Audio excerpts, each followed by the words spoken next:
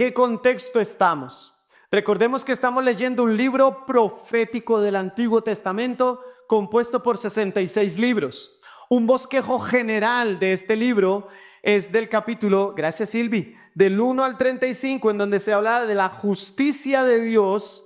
Tenemos un paréntesis histórico que lo estudiamos muy detenidamente del 36 al 39 y ahora estamos en el bloque de la salvación del capítulo 40 al 66. Aquí vamos en el capítulo 51 y ya vamos a llegar a esos capítulos centrales de todo Isaías, en donde al ser un libro profético, profetiza los hechos de la nación de Israel como reino del norte, como reino del sur, pero también como nación próspera en el reino milenial. Asimismo, profetiza acerca del Mesías, acerca del Cristo. Si desean, hay suficientes sillas adelante para que tomen asiento adelante. Hoy vamos a tener como título de esta predicación el oír y el despertar del alma. Hay una pequeña anécdota que quisiera contar para introducir a este estudio, y es de un hombre, es un pastor en África que está estudiando la palabra mientras su hijo juega afuera en el campo con los demás pequeños. Es un calor abrasador, por lo tanto todos buscan la sombra. Normalmente juegan debajo de los árboles, así como un león y una leona en la plena selva africana busca la sombra de día para después en la noche buscar alimento. Estaba allí este pastor estudiando y por la ventana de la choza donde estaba miraba a su hijo y lo veía jugando detenidamente. Seguía estudiando las escrituras y volvía a mirar por encima de la ventana y allí estaba su hijo. Pero en un momento que el hombre levanta su mirada y ve a su hijo, ve algo en particular. Se levanta prontamente de la silla, va a la puerta y grita a su hijo: ¡Hijo, agáchate! El hijo se agacha inmediatamente. ¡Arrástrate! Y el hijo, sin pensar dos veces, se va arrastrado hasta donde su papá. ¡Papá! ¿Qué sucede? Claro, el padre con todo amor, con todo gusto le explica: mira lo que pasa. En el árbol donde tú estabas jugando, una cascabel estaba bajando hacia ti. Así que debo agradecer por tu escucha y por tu obediencia. ¿Tú te imaginas haciendo esta misma historia con alguno de nuestros hijos? A lo mejor alguno de ellos carecería de obediencia y carecería de escucha. Diría: ¿qué? ¿Qué quiere papá? ¿O para qué es? Eso es lo que vamos a tratar de estudiar el día de hoy. El oír y el despertar del alma. Vamos a trabajarlo con el siguiente bosquejo. No tengan afán de copiarlo ya, porque vamos a ir escudriñándolo uno a uno. Los títulos y los versículos están allí, pero sí quisiera que hiciéramos un panorama visual de qué es lo que vamos a estudiar. Son dos puntos centrales: el oídme y el despierta. Y cada uno de ellos tiene tres aspectos. El primero es recordad y regocijaos, con signos de admiración. El segundo es: he vertido mi salvación y no temas oprobio. Eso para el oírme. Para el despierta tenemos: clama por salvación, el cáliz de mi ira nunca lo beberás y vístete de poder. Como principio teológico o como idea central para este capítulo, vamos a estar estudiando esto, que es un pequeño resumen de la idea central teológica que está en este capítulo 51 y parte del 52. La idea es: el oír de la palabra de Dios es vital para el despertar y el caminar del alma, pero el oír sin arrepentimiento y fe es el despertar de la ira de Dios. Vamos a estar meditando en ello y al final concluiremos con esto mismo. Así que por favor, vayamos de inmediato a los primeros versículos y al primer oídme. Oye, dicen los versículos del 1 al 3. Voy a leer y voy a estar estudiando la Reina Valera. Oídme, los que seguid la justicia, los que buscáis a Jehová. Mirad a la piedra de donde fuisteis cortados y al hueco de la cantera de donde fuisteis arrancados. Mirad a Abraham vuestro padre y a Sara que os dio a luz, porque cuando no era más que uno solo lo llamé y lo bendije. y lo multipliqué. Verso 3. Ciertamente consolará Jehová a Sión, consolará todas sus soledades y cambiará su desierto en paraíso y su soledad en huerto de Jehová. Se hallará en ella alegría y gozo, alabanza y voces de canto. Qué increíble este oídme. ¿Qué significará ese oídme? Traduce escúchame. Puedo utilizarlo en esta mañana, ¿cierto? Préstame atención. Eso es lo que se traduce por ese oídme. Los que son capaces de oír, préstenme atención. Ahora, ¿a quién se está dirigiendo el profeta Isaías a través de este texto? Aquí vamos a estar viendo desde dos perspectivas este capítulo. Uno, que habla Dios a través de Isaías al pueblo, y dos, cómo el profeta Isaías clama a Dios. Esas son las dos directrices de este capítulo. Y obviamente, ¿a quiénes les está pidiendo el Señor que escuchen? Pues a los que buscan la justicia y a los que buscan al Señor. ¿Hay alguno con estas dos características en esta mañana aquí? ¿Alguien que busca la justicia y alguien que busca al Señor? Pues si tú haces parte de ese gremio, esta predicación y este sermón es para ti. Obviamente son los que viven en libertad. En conclusión, los que buscan al Señor. Pero si tú estás acá como una costumbre más, pero no estás buscando con todo tu corazón al Señor, el llamado es el siguiente también dado por Isaías. Buscad a Jehová mientras pueda ser hallado, llamadle en tanto que está cercano. Ahora bien, no es casualidad que tú y yo estemos casi un fin de año aquí juntos reunidos. Esta palabra que proviene del profeta Isaías hace más de 2700 años es para nosotros. Así que, por favor, acompáñenme a orar y dispongamos nuestra mente, nuestro corazón, y que el Espíritu Santo me use, nos ilumine y nos lleve a poner en práctica el mensaje de hoy. Amado Señor, tú eres el Dios Todopoderoso, y qué increíble que en tu magnificencia hoy nos tengas a una manada pequeña, expuestos a tu palabra, escuchando tu corazón, intentando interpretar y entendiendo tu mensaje fiel. Gracias por el profeta Isaías, gracias por esta nación de Israel y gracias, Señor, por Cristo. Por favor, Espíritu Santo, ilumínanos. Si aún aquí, Señor, hay alguien que no ha venido a tus pies en arrepentimiento y fe, te imploro que lo libres de tu ira venidera. En Cristo Jesús. Amén y amén. Ahora, si se dan cuenta, en el texto, en el capítulo 1, hay dos veces, capítulo 1 y capítulo 2, empieza el texto con mirad. El Señor, después de decirles, por favor, óiganme, oye, oh Israel, el Señor tu Dios Jehová, uno es. Oye, después de ese, óiganme, presten atención, ahora les lleva a mirar. Miren, ¿y qué es eso de mirar? Observar, observa, fíjate, considera, revisa, escudriña, comprende, interpreta, dice el Señor. Pero ¿qué los está llevando a mirar? Tengamos cuidado, porque estamos rodeados de una cultura, de una sociedad en donde la psicología en muchos aspectos reina. Y aquí el texto, con este mirad, no nos está diciendo que hagamos una retrospección psicológica o un retroceso hasta la matriz de mi madre para reflexionar acerca de nuestras vivencias, de saber cuándo empiezan nuestros comportamientos y nuestros problemas, y mucho menos de cuándo debemos empezar a cambiar nuestro comportamiento. Eso lo hace la psicología. Pero tú y yo sabemos que bíblicamente hemos sido concebidos, hemos nacido, hemos vivido en pecado. Y por tanto la raíz de todos los males es el pecado. Ese es el detonante de nuestra miseria. Pero esto no dice el texto. Lo que el texto nos está invitando es a que miremos atrás. El texto dice, mirad a la piedra de donde fuisteis cortados y al hueco de la cantera donde fuisteis arrancados. ¿Qué es una cantera? En algún tiempo de mi niñez visité 2 canteras. Y no era para partir piedra, era porque adentro habían lagos y habían sapos. Yo iba allá a coger los renacuajos. Pero una cantera es un lugar donde se rompe la piedra, en donde se escudriña y se saca arena para la construcción. de allí, de ese hueco de una cantera, lo asimila con una analogía con Sara.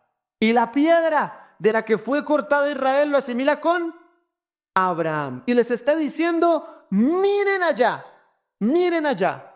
Como bien hemos visto, hemos sufrido de un mal mortal que es la amnesia. Qué terrible, porque de seguro he venido orando para que este sermón en la tarde ya no se nos olvide. Para que esto que vamos a estudiar mañana, ¿qué predicó Jason? ¿Predicó Jason luego?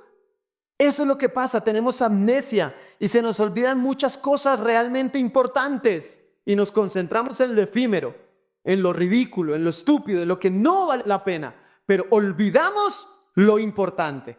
Y quiero hacerle algunas preguntas a Abraham y a Sara. Por ejemplo, ¿quiénes eran? ¿Quiénes eran? Pues eran paganos, idólatras, sin Dios y sin esperanza. ¿De dónde venían Abraham y Sara? Venían de la tierra llamada Ur de los Caldeos, en Mesopotamia, actualmente llamado Irak. Nada que ver con el pueblo de Dios. ¿De dónde Dios los ha sacado? De una próspera y populosa ciudad llamada Mesopotamia, pero que adoraban dioses extraños, según Josué 24, versículo 2. Allí se adoraban dioses extraños. Asimismo, ¿qué tenían o con qué contaban? Pues con dos aspectos supremamente importantes. Contaron con vejez y esterilidad. Ahora preguntémonos, trasladando esto a nuestra actualidad, ¿quiénes éramos? Yo te puedo responder. Éramos oscuridad. Éramos hijos de desobediencia, enemigos de Dios. No teníamos esperanza, ni rumbo, ni propósito. Ni contábamos con el conocimiento de las promesas de Dios. Asimismo, ¿de dónde venimos? No, yo vengo de la descendencia. No, tú y yo venimos de un de un siniestro estado de muerte. De una esclavitud absoluta, sin posibilidad de mirar a otro lado, sino a la esclavitud en la que vivíamos, en los deleites de nuestra mente y en los placeres de nuestra carne. También podríamos hacernos una tercera pregunta. ¿De dónde Dios nos ha sacado? De un fangoso y deplorable pantano de estiércol sin salida ni esperanza alguna. Y por último, ¿qué teníamos o con qué contábamos sin Dios? La respuesta es muy sencilla, con nada. Eso es a lo que se refiere el profeta Isaías en el versículo 2, cuando claramente afirme que hoy estamos acá. Si se dan cuenta, en el verso 2 dice, porque cuando no era más que uno solo, vienen tres características. Lo llamé, lo bendije y lo multipliqué. ¿Qué ha hecho contigo? ¿Qué ha hecho conmigo? Nos llamó, nos bendijo y nos multiplicó. Eso es lo que ha hecho el Señor. Nosotros, sin merecer nada, Dios nos otorga todo. Con este argumento podríamos decir que tú y yo no deberíamos sufrir de queja ni de ingratitud, porque todo lo que éramos ha quedado atrás y ahora todo lo que no teníamos se nos ha sido dado en abundancia. Por eso tú y yo deberíamos venir al Señor cada día en gratitud. Un corazón que no agradece, un corazón con queja, un corazón sin gozo, es un corazón que está desobedeciendo y pecando delante del Señor. Ahora bien, Abraham se convirtió en raíz de todo el árbol genealógico de Israel y de una gran multitud de pueblos que nacieron de él, en donde si tú tienes fe en el Señor Jesús, tú y yo somos parte de ese árbol genealógico, de aquella piedra, de aquel hueco de cantera, tú y yo provenimos. ¿Qué teníamos antes del Señor? Ahora, los que ahora disfrutamos de la salvación, tenemos que recordar el origen de nuestras almas y obviamente fortalecernos y afirmarnos en la fe que es en Jesucristo. Esto ya debería ser suficiente estímulo, suficiente recurso para que nuestros días sean más plenos y gloriosos. ¿De dónde venimos? ¿Estás peleando con tu esposa? Recuérdale y recuérdate de dónde el Dios nos ha sacado. ¿Tienes problemas financieros? Tranquilo, recuerda que tenías. ¿Tienes dificultades con tus hijos? Ten paciencia. ¿Quién te ha llamado? ¿Quién te los otorgó? Eso es lo que tenemos que estar pensando en el Señor. El versículo 3 nos ilustra lo que Israel tenía. Ciertamente consolará Jehová a Sión, consolará todas sus soledades y cambiará su desierto en paraíso y su soledad en huerto de Jehová. Y esto es increíble porque ¿qué tenía Israel en ese momento? Tenía soledades, desierto, soledad, inundados en ellos. ¿A qué se refiere con esto de soledad?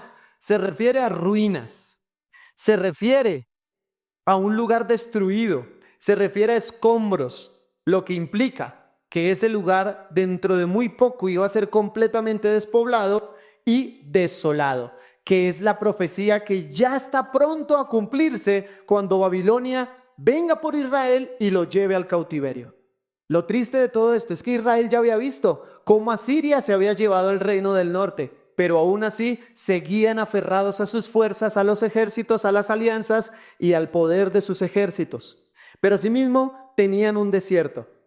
¿Y qué es un desierto? Un lugar árido, sin ninguna vegetación, asociado con ser salvaje y obviamente deshabitado. Y si nos ponemos a analizar, no hay mucha diferencia con nuestras vidas. Vivíamos en soledad, o sea, vivíamos en ruinas, vivíamos siendo con corazones destruidos, llenos de escombros, relaciones rotas, emociones destruidas, sin rumbo, efímeras, sin propósito, sin esperanza, sin las promesas del Señor. Pero en el mismo versículo 3 aparece una palabra increíble. Y es una palabra que es un consolar, un verbo, pero qué increíble que en la palabra este verbo se transforme en nombre. Porque tenemos un admirable consejero que nos envía ¿a quién? Al Consolador. Y esta palabra consolar significa aliviar el dolor y el sufrimiento. Pero no con pañitos, no unas gotas para que estés mejor, no. Este consuelo alivia y da fuerza, tanto emocional como físico, como mental, como espiritual, como familiar, como relacional, como todo. ¡Qué consuelo tan hermoso! Significa ser confortado. No solamente que el dolor y el sufrimiento merme, sino que ahora, con la vitalidad que el consuelo trae a mí, soy confortado, encontrar una medida de alivio, de gozo en medio de la angustia y por lo tanto ser animado para proseguir. Y como si fuera poco, miren el versículo 3, coloquemos nuestro dedito allí encima al final, cómo Dios, teniendo una nación tan pecadora y necia, lo que les otorga a Israel, se hallará en ella alegría y gozo, alabanza y voces de canto. ¿Y qué nos ha otorgado a nosotros su pueblo y sus amados hijos? Alegría, gozo y voces de canto. Yo ahorita estaba feliz cantando al Señor con la iglesia de Cristo llamada la vid. Mira, no tenemos que esperar a que haya desolación en nuestras vidas, a que Colombia vaya a ser llevada al exilio para alabar al Señor. Hoy tú y yo podemos experimentar de las bendiciones de Dios como lo son el cantar y el alabar su nombre. Esto es un privilegio enorme. Y esto lo he podido experimentar y ver en medio de su pueblo y su amada iglesia. Alabado sea el Señor de Israel que nos permite tan altas bendiciones. Pasemos ahora a nuestro segundo oídme. Y es: he vertido mi salvación. El segundo, oídme. Por favor, acompáñenme en la lectura, verso 4 al 6. Dice el profeta: estad atentos a mí, pueblo mío, y oídme, nación mía, porque de mí saldrá la ley y mi justicia para luz de los pueblos.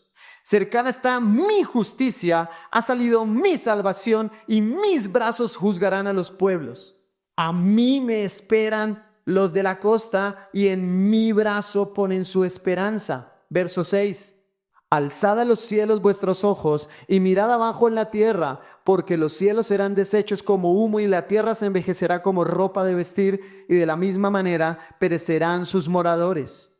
Pero mi salvación será para siempre, mi justicia no perecerá. En conclusión, mía es la salvación, dice el Señor. Esa es la conclusión, el resumen de esos 3 versículos. Ahora, sería bueno, a lo mejor hay alguien que no tenga claridad de qué es la salvación. Me atreví a escribir una línea de qué es la salvación. Y la salvación es el acto de rescate que Dios realiza a través de su Hijo para liberar eternamente al hombre de su ira venidera. Esa es la salvación. Así que cuando tú vayas a compartirle algo, ¿sobre qué debes compartirle? Sobre Cristo para que pueda ser salvo. ¿De qué? De su ira. Y ese es el acto de rescate que Dios hace para con nosotros sin nosotros merecerlo. Dime tú y alguno de los que está aquí presentes merece la salvación, el perdón, la reconciliación, la adopción, la herencia, la glorificación, la justificación de Dios. Nadie. Por eso es un acto de rescate. Eso lo aprendí con un hermano de aquí. ¿Por qué? Cuando hay que hacer un rescate, ¿qué quiere decir? ¿Que la persona que está en escombros puede valerse por sí misma? No, tienen que rescatarla. Si este edificio se cae por un terremoto y quedamos ahí debajo de esta pared, tranquilo, yo salgo solo, perdón. No, yo necesito que alguien venga y me rescate. Es más, si yo con mis fuerzas trato de salir de los escombros, no voy a poder. Me es imposible. ¿Y será que mi hermano, el que está debajo de los escombros, podrá hacer algo por mí? No, se necesita que alguien me rescate. Esa es la salvación. Y recordemos que esto lo hemos visto en el estudio de la declaración doctrinal, que la salvación empieza en la eternidad pasada y obviamente considera la glorificación futura. Y por allí está todo, la predestinación, el llamado, la regeneración, la conversión, la justificación, la adopción, la santificación, la glorificación. Eso es todo el proceso de la salvación.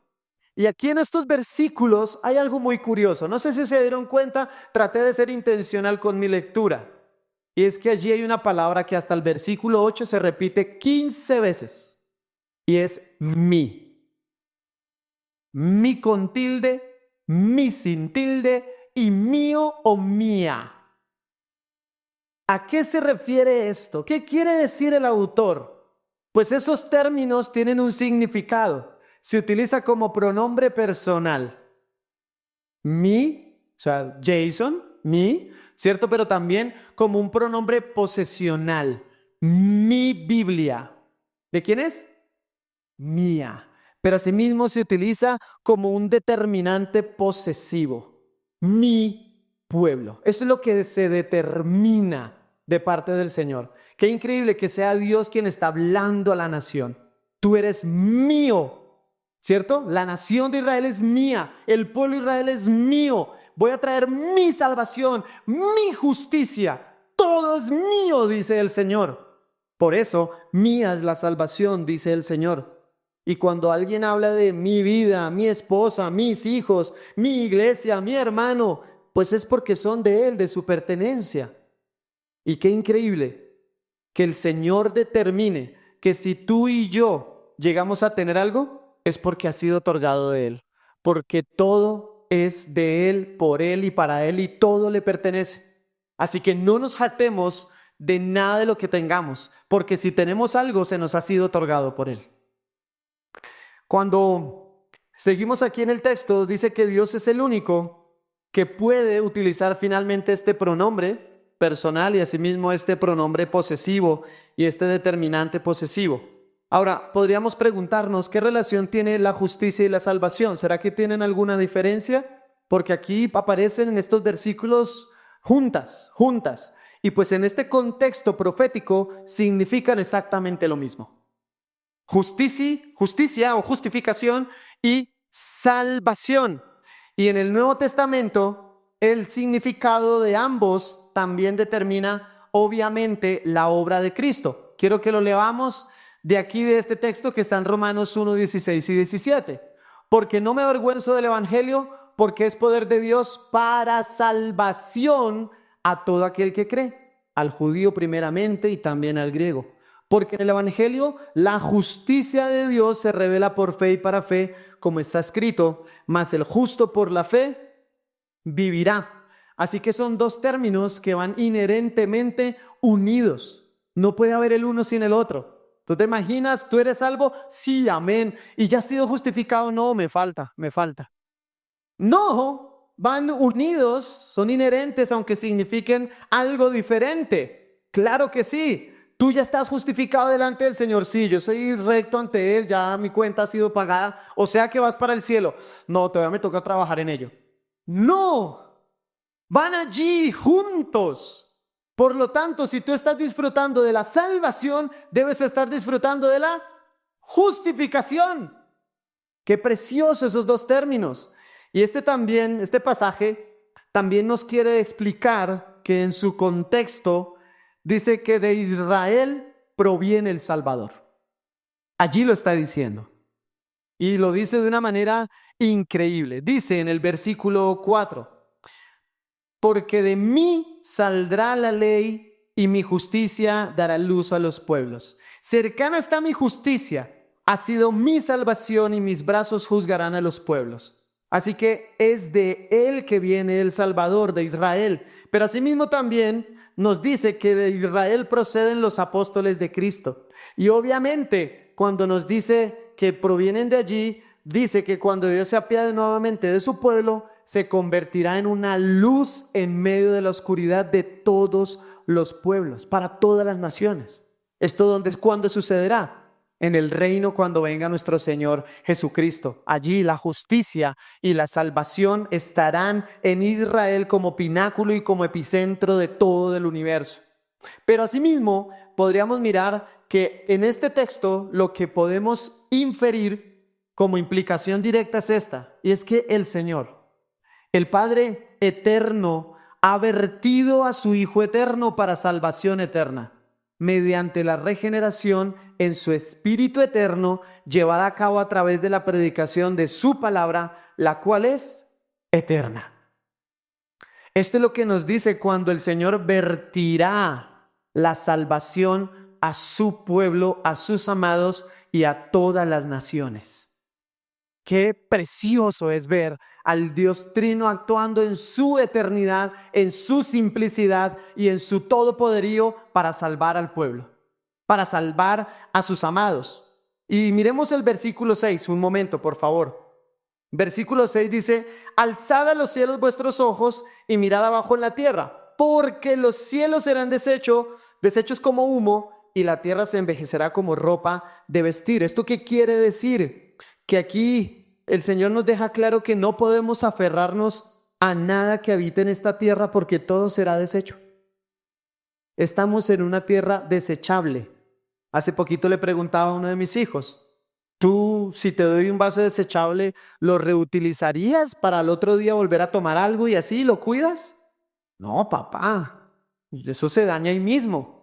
Bueno, bienvenidos. Estamos en una tierra en donde en algún momento, según el texto y según segunda de Pedro, todo será desechado y quemado con fuego.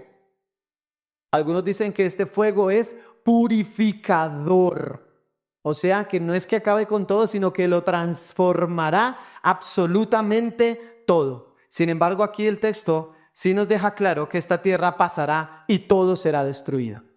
Porque las cosas viejas deben quedar atrás y las nuevas deben venir por la obra de Cristo. No así su salvación. Mira cómo termina el versículo 6. Pero mi salvación, al final, será para siempre y mi justicia no perecerá. Así que esto será perpetuo. Si tú y yo disfrutamos de la salvación, ¿hasta cuándo la disfrutaremos? Cuán glorioso y compasivo es el Señor para que otorgue salvación a seres enteramente pecadores, indignos de su justicia. Pasemos a nuestro tercer punto, y es, no temas al oprobio. No temas al oprobio. Oídme 3. No temas al oprobio. Acompáñenme al versículo 7 y 8, por favor. Dice lo siguiente: oídme, los que conocéis justicia, pueblo en cuyo corazón está mi ley. Qué hermoso, ¿no? Que allí el Señor habla a través del profeta y podemos recibir esto como para nosotros. Nosotros hacemos parte de este pueblo. No temáis afrenta de hombre, ni desmayéis por sus ultrajes, porque como a vestidura los comerá polilla, como a lana los comerá gusano, pero mi justicia permanecerá perpetuamente y mi salvación por siglos de los siglos. En la Biblia de las Américas, afrenta se refiere a no temas el oprobio del hombre, ni os desalentéis a causa de sus ultrajes. En la NTV este mismo texto dice: no teman las burlas de la gente, ni tengan miedo de sus insultos, dice el Señor. La afrenta de un hombre traduce lo siguiente, y cada uno evaluémonos: ¿será que a causa del evangelio he tenido afrenta? Porque a lo mejor si tú le debes a alguien, eres merecedor de esa afrenta. Pero si es predicando a Cristo y viviendo al Dios vivo y verdadero, sufres afrenta, bienaventurado eres. ¿Afrenta qué significa? Un insulto, una infamia o un objeto de burla. Traduce también desprecio, un estado de deshonor y de bajo estatus. Si por predicar a Cristo, si por vivir como un verdadero creyente, tu estatus te está mirando por allá abajo, te voy a explicar a qué se refiere eso de estatus bajo. Y es que en la guerra, cuando alguien dominaba otro ejército, quería burlarse y humillarlo completamente. Y en la Biblia aparecen algunas historias en donde si una persona, un ejército, un rey quería conquistar a otro y el otro pueblo pedía paz y rendimiento personal voluntario, este rey les decía: está bien, pero deben sacarse el ojo derecho como afrenta. De esa forma ustedes ya sabrán y toda la nación sabrá que ustedes nos pertenecen.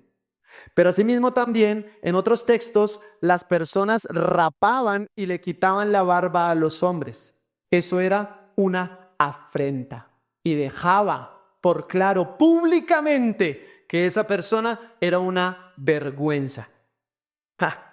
Así que afrenta significa un desdén, una falta de respeto. Te han insultado, se han mofado de ti, ha habido algún agravio, una acción de hablar palabras contra ti que te dañen o te insulten por el amor que tienes hacia Cristo.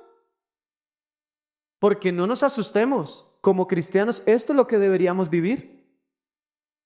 Si en tu corazón estás diciendo: uy, gracias a Dios no me ha pasado. No, gracias a Dios no. Te debe pasar. Eso es lo correcto en un evangelio vivo. Si tú en verdad estás o has sufrido, o si estás propenso a sufrir, gloria a Dios. ¿Qué significa en el verso 7 eso de ni desmayéis por sus ultrajes? O sea, no te desanimes, no te quedes quieto, no te caigas, no te desmayes por los abusos, las críticas, los escarnios, las injurias y las ofensas. No te desanimes. Recordemos que en el contexto de Isaías, la guerra era inminente.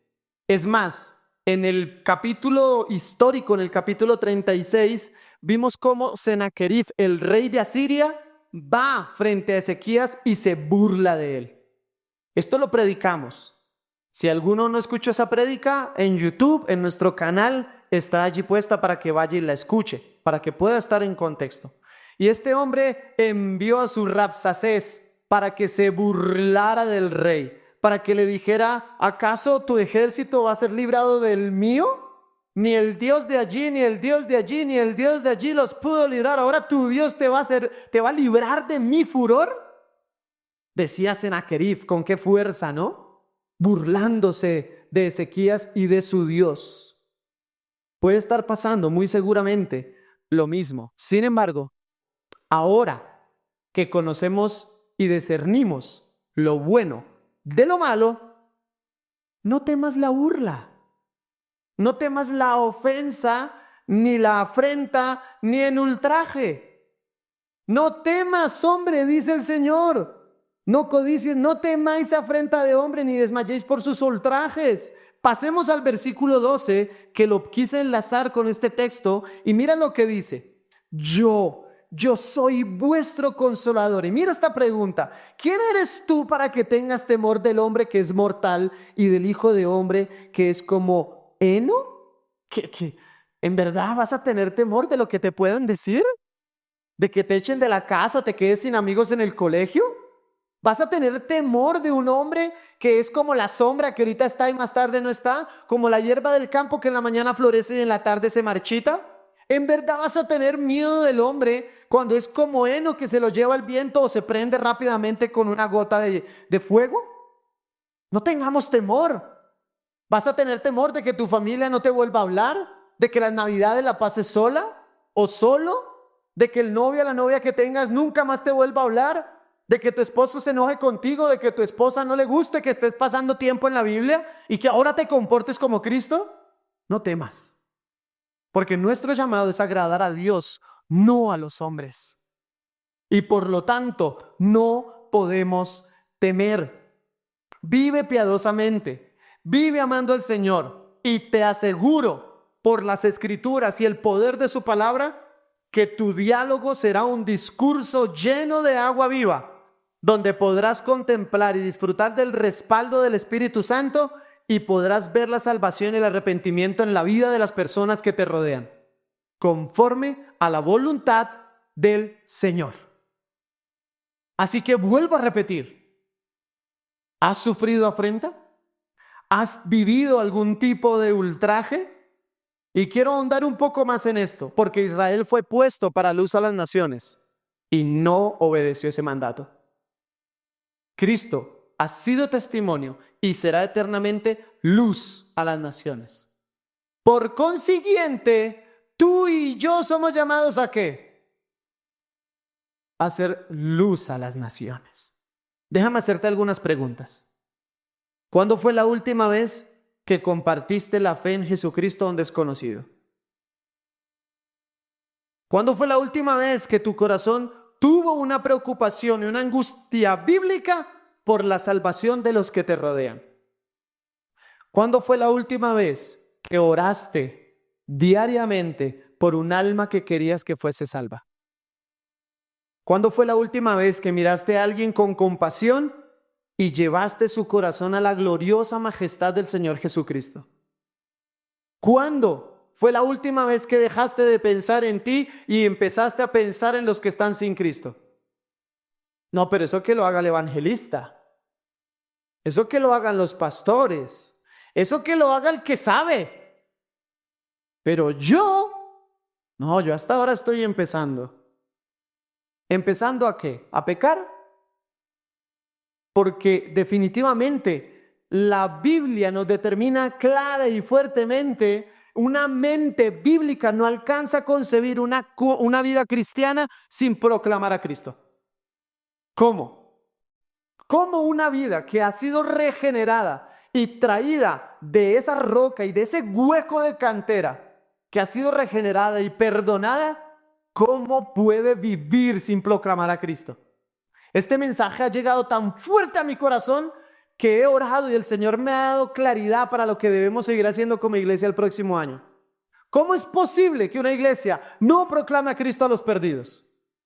Sí, debemos seguir edificándonos. Bienvenidos. Sí, debemos seguir fortaleciéndonos en la doctrina. Bienvenidos. Sí, debemos seguir estudiando y escudriñando las Escrituras. Bienvenidos. Debemos capacitarnos y estudiar. Bienvenidos. Sigamos haciendo todo esto sin mermar una sola gota. Todo lo contrario, aumentemos el fervor y la fuerza y el esfuerzo. Y como fruto, ¿qué habrá? El predicar a los perdidos. Es así de sencillo. Es inherente al alma que ha sido salva el compartir la salvación. Nada que hacer. ¿O cuando has visto a un pájaro sin querer volar? ¿Cómo se puede vivir diciendo que somos hijos de Dios sin ser luz y sal a donde quiera que vayamos? ¿Cómo? Y tengamos cuidado, porque a veces vemos incrédulos que se botan tremendos discursos y decimos: no, es que él tiene el talento. Ese sí habla bueno. Pero ¿cómo es posible que un muerto espiritual, vocifere grandes discursos, mientras que las almas que han sido compradas a precio de sangre, miren lo que hacen. Se ahogan por el silencio de la falta de amor por Cristo y por las almas. Isaías 51, miremos el versículo 15 y 16. Porque yo, Jehová, que agito el mar y hago rugir sus ondas, soy tu Dios, cuyo nombre es Jehová de los ejércitos, y en tu boca he puesto mis palabras, y con la sombra de mi mano te cubrí, extendiendo los cielos y echando los cimientos de la tierra y diciendo a Sión, pueblo mío eres. Y mira lo que dice Isaías más adelante en el capítulo 59, versículo 21. Aquí en la pantalla dice, y este será mi pacto con ellos, dijo Jehová, el espíritu mío que está sobre ti y mis palabras que puse en tu boca no faltarán de tu boca, ni de la boca de tus hijos, ni de la boca de los hijos de tus hijos, dijo Jehová desde ahora y para siempre. ¿Cómo se enterarán tus hijos de las obras y de las maravillas como Charlie nos introdujo al culto de hoy? Si no es por medio de tu boca. Ah, pero en la iglesia lo hacen. Ten cuidado, porque la iglesia no es una institución obligada a educar bíblicamente a tus hijos. Eso es tarea tuya. La iglesia no va a instruir teológicamente a tus hijos. Eso es tu responsabilidad. La iglesia no va a salvar a tu familia. Eso es obra de Dios bajo la responsabilidad tuya. El pastor no va a salvar a nadie de tu familia. Eso es responsabilidad tuya, predicar el evangelio y vivir como Cristo vive. El pastor puede ir y predicar a Cristo, pero si tu vida no es una vida piadosa, ¿de qué sirve que vayan 1000 pastores? Lo único que estás haciendo es dejar en ridículo la obra de Cristo, pisoteando la sangre del Cordero y siendo un hipócrita, porque lo que dices creer y lo que vives va en contravía. Si te das cuenta, esto no es un juego. Israel era luz para las naciones, no lo fue. Los apóstoles fueron luz para las naciones, murieron por esa luz. Y ahora nosotros lo mínimo que podemos hacer, ¿qué es? Es ser luz para las naciones. Vale, no vayas a otro pueblo, sé luz para tu familia. Aunque difícil sea, la Biblia está llena de estas ordenanzas, llena. Mis labios se alegrarán cuando cante a ti, y mi alma, la cual redimiste, mi lengua hablará también de tu justicia todo el día, dice el salmista. Otro salmo dice, gracias te damos, oh Dios, gracias te damos, pues cercano está tu nombre, los hombres cuentan tus maravillas. Hablad de todas sus maravillas y dad a conocer en los pueblos, cantadle salmos. Y bueno, en el Nuevo Testamento, ¿cuál fue la primer predicación de Juan el Bautista y el primer sermón del Señor Jesús? Id por todo el mundo y predicad el evangelio a toda criatura. El que creyere y fuera bautizado será salvo, mas el que no creyere será condenado. O sea, en pocas palabras, la predicación de ellos fue, el tiempo se ha cumplido, el reino de Dios se ha acercado, arrepentíos y creed en el evangelio. Con esto vamos a dar paso al primer despierta. Ya pues, el Señor habló, oídme. Ahora el primer despierta. Clama por salvación.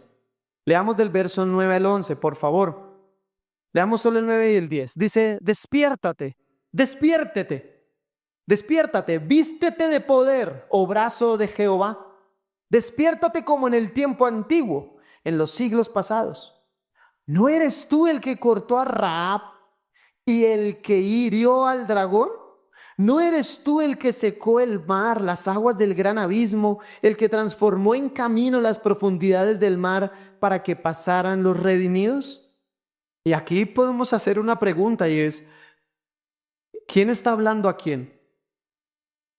Este texto nos muestra que es Isaías. Dios venía hablando. ¿Recuerdan? Pronombres personales y posesivos. Mi. ¿Quién habla ahí? Dios. Pero aquí ya cambia el diálogo. Y es ahora el profeta quien habla a Dios. Pero tengamos cuidado. Porque tú te imaginas haciendo una oración de la siguiente manera. Dios, despierta. Despiértate, o sea, Señor, ¿durmiendo? ¿Qué es lo que Acab se burla del dios Baal? Griten más fuerte, de pronto está durmiendo, de pronto se fue a mercar o está en el baño. Pero no, ¿qué tipo de oración, aparte es una oración, qué tipo de oración es esta que hace el profeta Isaías a Dios? ¿Por qué utiliza el término despiértate? Obviamente, vamos en el capítulo 51. ¿Isaías conocía quién era Dios? Obvio que lo conocía. Pero si se dan cuenta, la misma pregunta nos determina que Dios, el Creador y Todopoderoso, no duerme. La misma pregunta está implícita esa verdad. Dios no duerme como para que despierte, porque dice despiértate como en el tiempo antiguo. Esto quiere decir que antes el Señor estaba dormido y que en este momento de la historia de Israel está dormido. Pues no. Despiértate en este contexto de esta oración significa avivar, o sea, estar en un estado de alerta listo para llevar a cabo una acción. Isaías está orando a Dios para que su brazo poderoso esté listo para la acción. Despiértate, oh brazo de Dios.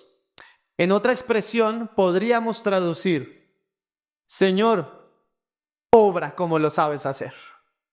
Esa es la oración de Isaías. Despierta, despierta. Señor, obra como lo sabes hacer. Tú eres el único Dios que sabe hacer las cosas de la mejor manera. Por favor, dice Isaías, haz conforme a tu poder. Mueve los cimientos de la tierra como mis antepasados lo vieron y lo experimentaron. Abre la tierra y sumerge en tu ira a todo el que nos oprime. Sálvanos, Señor. Mueve tu brazo. Despierta tu brazo poderoso. Qué precioso poder entender la palabra, ¿no?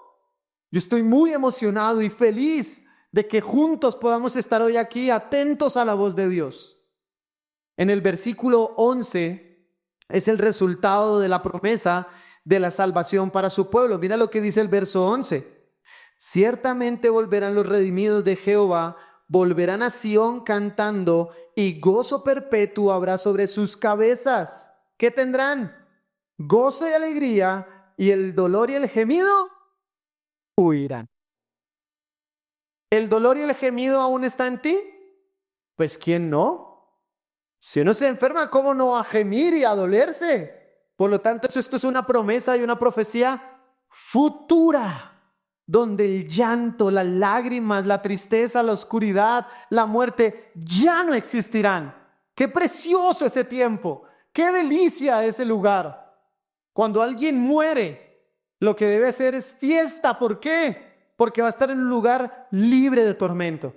Ya, su batalla aquí en la tierra terminó de una vez por todas. Ha ganado la victoria, ha ganado la carrera, nos ganó, está en un mejor lugar. Habrá gozo y alegría, y el dolor, el sufrimiento ya no habrá. Por eso cuando un hombre o una mujer que han sido nacidos de nuevo van a la presencia del Señor, claro, aquí hay algo. Hay un duelo, aquí hay dolor, hay lágrimas. Deberán haber tristeza, deberá haber aquí algo que compunge el corazón. Pero bíblicamente hay una esperanza futura. Y esa persona por eso podrá estar muchísimo mejor. Ninguna cosa aquí en la tierra va a hacer que esté como está allá. Un mejor lugar. Pablo dijo, para mí el vivir es Cristo, pero el morir, ¿qué es? Sí. Así que, ¿qué podemos hacer con este texto? Clamemos al Señor para la salvación de los que nos rodea y digamos, Señor, hazlo tú lo sabes hacer. Yo vengo predicándole años, yo vengo equivocándome años, yo vengo orando durante años, yo vengo invitándole a la iglesia durante mucho tiempo. No me oye, antes se enoja conmigo. Antes ve todos mis defectos. Antes me critica en silencio de soledad. Pero no importa, Señor. Conforme a tu palabra, obra, porque tú sí lo sabes hacer. Despierta tu brazo poderoso y sálvalos. Porque no hay mayor gloria para un hombre que ver a otros salvos. Después de Cristo, dime qué es más importante. No hay nada más importante. Una vez le preguntaron a John MacArthur que era la cosa más hermosa que había podido ver en su vida. Ver a sus 4 hijos sirviendo y amando al Señor. ¿Qué otra cosa puede ser mayor que esa? Ánimo a perseverar en la oración.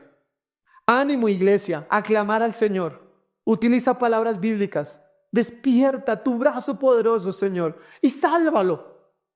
Salva a nuestros hijos. Las esposas que tienen esposos inconversos, sálvalos. Pero vive como Cristo. Porque por aquí, Señor, sálvalos. Y por aquí ni me mire, papito, ni me mire. No, sálvalos. Por aquí, Señor, salva a mis hijos. Y por acá, y mis hijos, por ahí en el celular. No, vive conforme al Evangelio. El Señor nos permite que podamos descansar en su obra. Y por lo tanto podemos confiar en que Él es el Dios de salvación. El segundo, despierta. El cáliz de mi ira, nunca, nunca lo beberás. Leamos por favor del 17 al 23. Despierta, despierta, levántate, oh Jerusalén, que bebiste la mano de Jehová el cáliz de su ira, porque el cáliz de aturdimiento bebiste hasta los sedimentos. De todos los hijos que dio a luz, no hay quien la guíe, ni quien la tome de la mano, de todos los hijos que crió. Estas 2 cosas te han acontecido: asolamiento y quebrantamiento, hambre y espada. ¿Quién se dolerá de ti? ¿Quién te consolará? Tus hijos desmayaron, estuvieron tendidos en las encrucijadas de todos los caminos, como antílope en la red, llenos de la indignación de Jehová, de la ira del Dios tuyo. Oye pues ahora esto, afligida, ebria y no de vino. Así dijo Jehová tu Señor y tu Dios, el cual aboga por su pueblo. Tengamos esto que sigue muy presente. He aquí, he quitado de tu mano el cáliz de aturdimiento, los sedimentos del cáliz de mi ira, nunca más lo beberás. Y lo pondré en mano de tus angustiadores, que dijeron a tu alma, inclínate y pasaremos por encima de ti. Y tú pusiste tu cuerpo como tierra y como camino, ¿para qué pasaran? Este segundo despertar es un llamado de urgencia para Jerusalén. En su contexto es completamente diferente al mismo despierta. Completamente. Ya vimos que Isaías le dice al Señor, despiértate, ¿despierta qué? Tu brazo poderoso para salvar. Es una oración. Pero aquí, ahora es Dios quien está hablando al pueblo de Israel con un llamado de urgencia. Obviamente, significa que conociendo a través de las Escrituras la nación de Israel, dime, ¿hasta aquí ha sido enteramente obediente? ¿Ha adorado al Señor con todo su corazón? ¿Ha servido fielmente a sus preceptos? La respuesta a todo ello es no. Por eso, despertar significa estar despierto.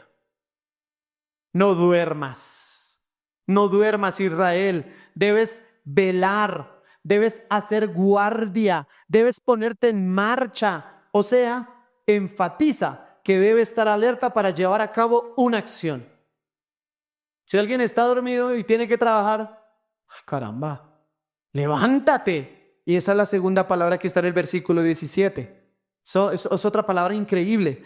Levántate. Y obviamente significa estar de pie, disponerse a hacer algo, cumplir o realizar una orden. A diferencia de la expresión del versículo 9, este despiértate es una acción que debe realizar el pueblo de Israel por su pecaminosa quietud y su estado de permisividad e idolatría. Y este levántate lo pude estar buscando y también se utiliza la misma expresión en la historia de Lot cuando Sodoma y Gomorra van a ser destruidos. ¿Recuerdan que los ángeles le dicen a Lot, debes salir de esta ciudad porque va a ser acabada? Entonces salió Lot y habló a sus yernos, los que habían de tomar sus hijas, y les dijo, levantaos, salid de este lugar, porque Jehová va a destruir esta ciudad. Mas pareció a sus yernos como que se burlaba. O sea, los yernos, ¿cómo terminaron? Incinerados, aplastados por el furor y la ira de Dios. Ahora, Este texto, si bien lo observamos, nos dice algo del cáliz. ¿Qué es el cáliz? El cáliz de aturdimiento. Bueno, esa palabra cáliz es muy sencilla. Significa vaso o copa. Así que Israel, ¿qué tomó? La copa de la ira de Dios. Eso fue lo que bebió. ¿Y aturdimiento qué es? Es aquel sensación de espesor, de mareo, de temblor, que no deja que una persona camine adecuadamente. Eso es aturdimiento, que te toca cogerte de una pared o sentarte o quedarte completamente quieto porque el aturdimiento no te deja. Eso es lo que hace la ira de Dios sobre la nación de Israel. Recuerden, Dios es un Dios de ira.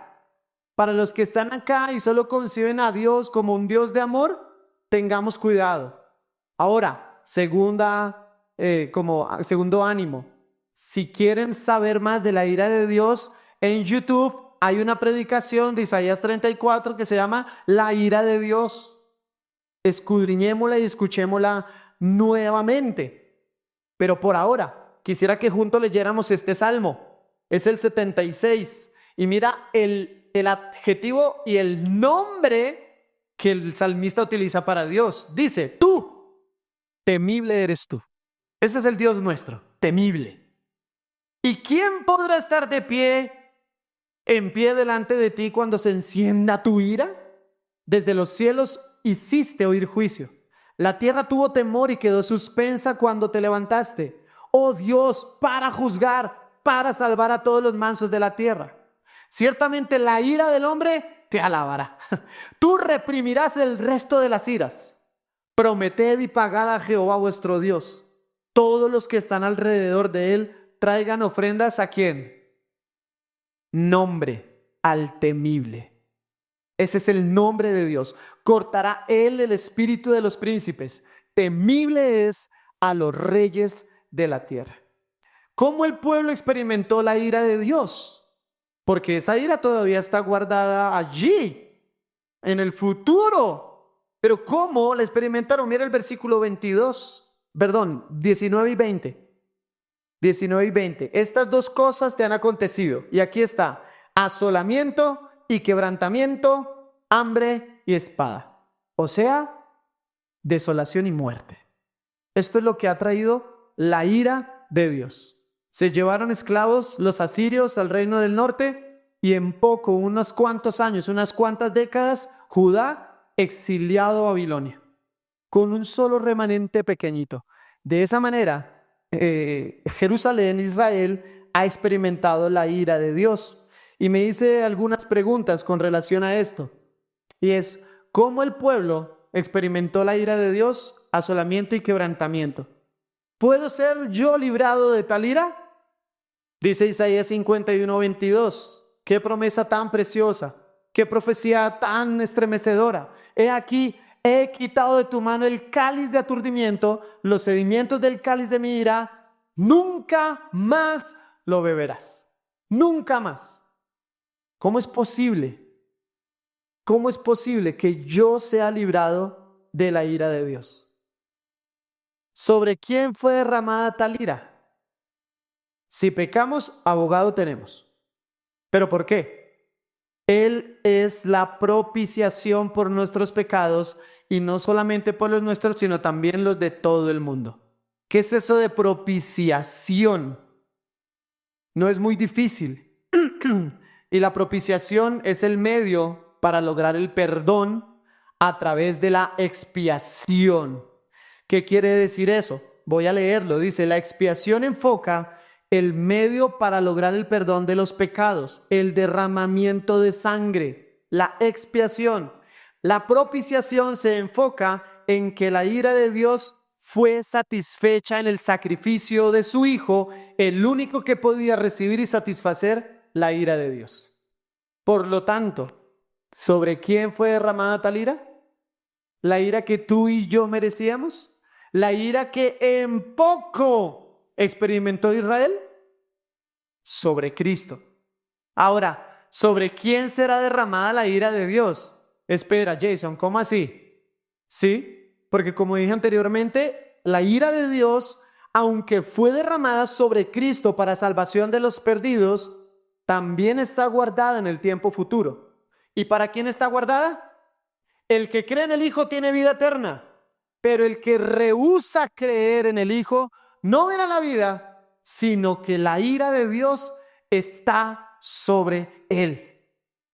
En resumen, en la cruz, Jesús experimentó el castigo y la ira de Dios que merecían los pecadores, actuando como nuestro sustituto y propiciación, satisfaciendo la ira divina, para que quienes creen en Él sean perdonados y liberados de toda condenación.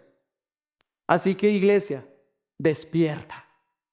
Despierta, oh pecador. Despierta, oh visitante. Despierta, oh pequeño, y clama al Señor. Porque tenemos una promesa hermosa, y es que su ira nunca más estará sobre nosotros. Imagínate esto. Tú y yo siendo hijos de ira, hijos de desobediencia, aborrecibles a los ojos de Dios, enemigos de Dios, y ahora siendo bendecidos para no ver su ira. Mira, esto ya debe ser suficiente motivo para rendir nuestro corazón, rendir nuestro hogar, nuestro trabajo, nuestro tiempo, nuestro existir para vivir completamente para aquel que nos ha salvado. Y esto no va en contravía de las responsabilidades que tú tienes aquí en la tierra. Tengamos cuidado de llegar a decir que esto espiritual, teológico, eclesial, eterno, va en contravía de todo lo que debes hacer aquí en la tierra. Eso es falso y es una mentira del diablo.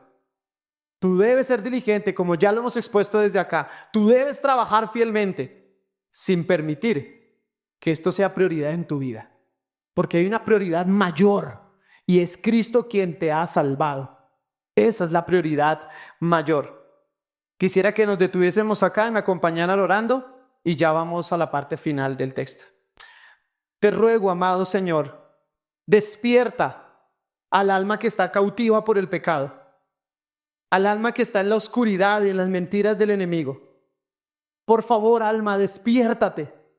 Espíritu Santo, salva y perdona pecados el día de hoy.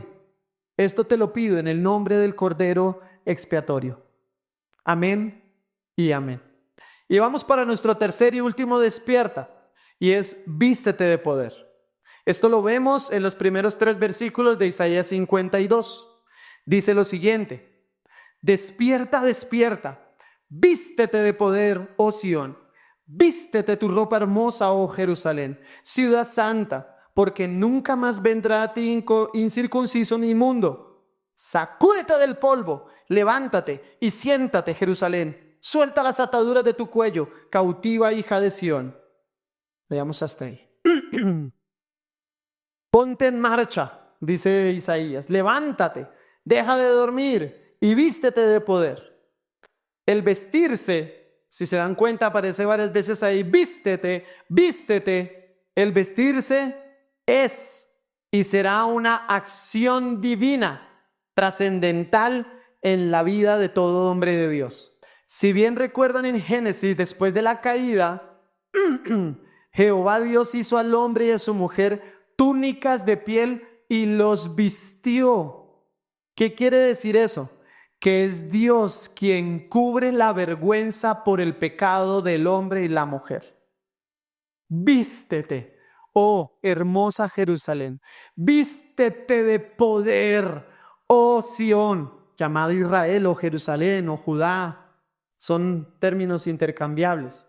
¿Y esto nosotros cómo lo podemos experimentar? Esa vestidura de Israel sucederá en el milenio. Israel será vestida de gloria y será vestida con ropas hermosas y puras para gobernar y reinar sobre toda la tierra.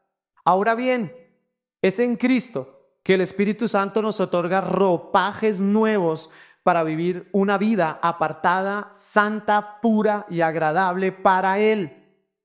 Esa es en verdad la vestidura que nosotros tenemos. Y en la venida de Cristo seremos revestidos en gloria.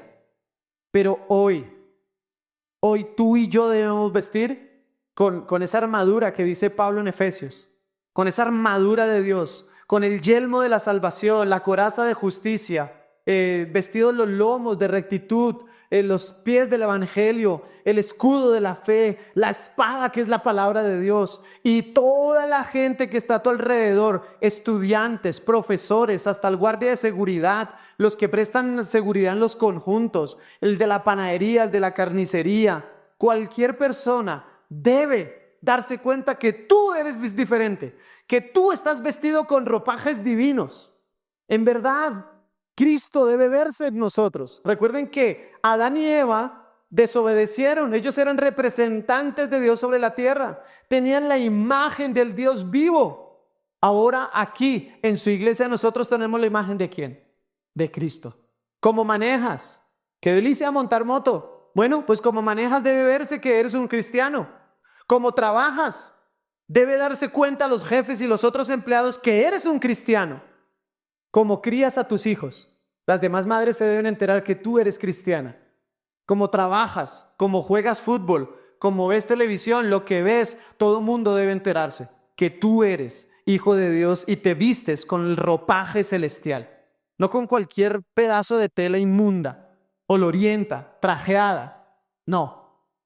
¿Recuerdan las mujeres? Que no se vistan con peinados ostentosos ni nada de esas cosas, sino que se vistan ¿con qué? Con buenas obras, con las obras que provienen del evangelio. Ay, Jason ya me dijo que estaba mal vestida. No, yo no dije eso. O examínate y pruébate, dice Pablo, si estás en la fe, si los ropajes que hoy utilizas son ropajes dignos del nombre de Cristo y no son harapos. No son harapos. Recuerden que cuando estaban en el cruz sortearon su ropa. Hasta los soldados querían la ropa de Cristo, cumpliendo obviamente la profecía. Cuando quieran escudriñar un poco más acerca de la vestidura, lean Colosenses 3 del 10 al 14 en adelante. Vestidos del vínculo perfecto que es el amor. Y en esto reconocerán que son mis discípulos, en que os aman los unos a los otros. Dice el versículo 3 del 52, porque así dice Jehová, de balde fuisteis vendidos, por tanto sin dinero seréis rescatados. ¿Y esto qué quiere decir? Nadie pagó por Israel y gratuitamente será salva. Nadie daba una moneda por mí y gratuitamente he sido salvo.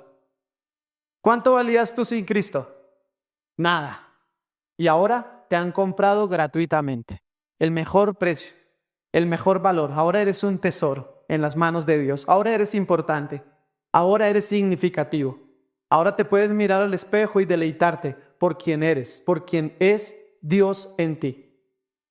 Vamos a terminar con unas cuantas aplicaciones de este texto. Recordemos el principio teológico y es el oír la palabra de Dios es vital para el despertar y el caminar del alma.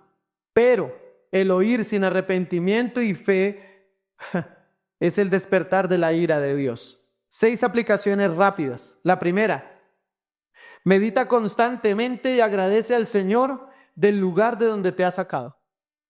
Esto es motivo suficiente para vivir una vida plena. ¿Quién era yo? Y ahora mira quién soy en Cristo, recibiendo bendiciones espirituales en los lugares celestes. ¡Qué locura! Teniendo el Espíritu de Dios morando en mí. ¡Qué brutalidad! Tremendo el poder que cada uno de nosotros, los hijos, tenemos en Cristo. La segunda, no dudes del consuelo que trae la palabra de Dios. Y esto debemos tener cuidado porque a veces pasamos por situaciones difíciles, pero el consuelo lo buscamos en trabajar más, en adquirir más dinero o en estar haciendo lo que nos gusta. Pero el único consuelo que va en verdad a renovar tu alma proviene de la palabra de Dios. Una tercera aplicación, y es que hoy es día de salvación, por lo tanto pensemos y vivamos para lo eterno. Todo es del Señor, todo lo que tenemos es de Él, por lo tanto tratémoslo como tal, empezando por la salvación, empezando por Cristo. Una cuarta aplicación, tú que duermes, oye la voz del Redentor y despierta. La desolación y la angustia ya no serán tu día y tu noche. La muerte no será tu destino. No temas y vive eternamente en los brazos poderosos del Padre de los siglos. Una quinta aplicación, Vive como uno que ha sido librado de la ira de Dios. No siendo objeto de ira para tu esposo o tu esposa. No siendo objeto de ira para tus hijos, para tus hermanos. No, ya debemos vivir como aquellos a la cual la ira de Dios se nos fue quitada. Qué dulzura, ¿no? Qué privilegio. Obviamente, vivamos en santidad, aborrezcamos las tinieblas, aborrezcamos todo aquello que Cristo aplacó allí en la cruz. Amemos al Cordero que murió por nosotros y anhelemos la vida piadosa y pura. Y por último, vístete de poder y abandona el pecado. Cualquiera que sea, mortifícalo hoy, acaba hoy con él.